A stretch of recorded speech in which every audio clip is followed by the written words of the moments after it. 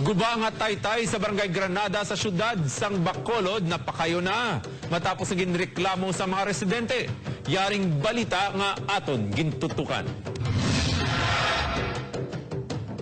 Nabdan sa news team nga nagapaligo kay nagahampang ini mga kabataan sa Proc Patricia Barangay Granada. Apang hindi pareho sa nagligad nga sa baylo nga kahangawa, kalipay na batsyagan sa mailoy. Matapos sa solusyonan na ang inamadugay nga problema. Ang guba nga taytay nga nangin kausa sa kamatayon sang isa man ka residente. Pabudlay gid sila, tapos mag-eskwela gid kami budlay-budlay gid sa rem. Sa bulig sa mga residente, ginsweldohan sa barangay, napakayong ini nga taytay nga hilway nga matabukan sa mga residente. Nagapasalamat ko sa Western Visayas nga na tagaan niya di pansin nga amon nga taytay nga na-report ni gilayon na aksyonan.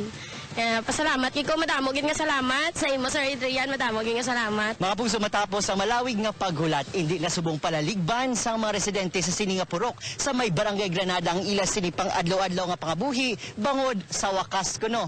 Mayaran na sila taytay nga posible malabyan. Talalupang doon nga human sa kawayan ng taytay. Apang sunod sa puno barangay alang-alang nga makapatukod sa konkreto konsil nga taytay. Bawod man nga private property ang nahamtangan sini.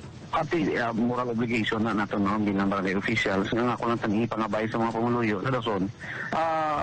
Feel free magpalapit sa barangay kung anong mga concerns. Ang bago nga taytay ang pamatuod sa serbisyo sa GMA Regional TV 1 Western Visayas. Gani mga puso sa problema o kung reklamo nga kinahanglan sa solusyon. Ipa 1 Western Visayas mo. Pagi sa pagtawag sa hotline 0967-3251-305 o kung 329-2110. Pwede man magbilin sa mensahe sa 1 Western Visayas Facebook page.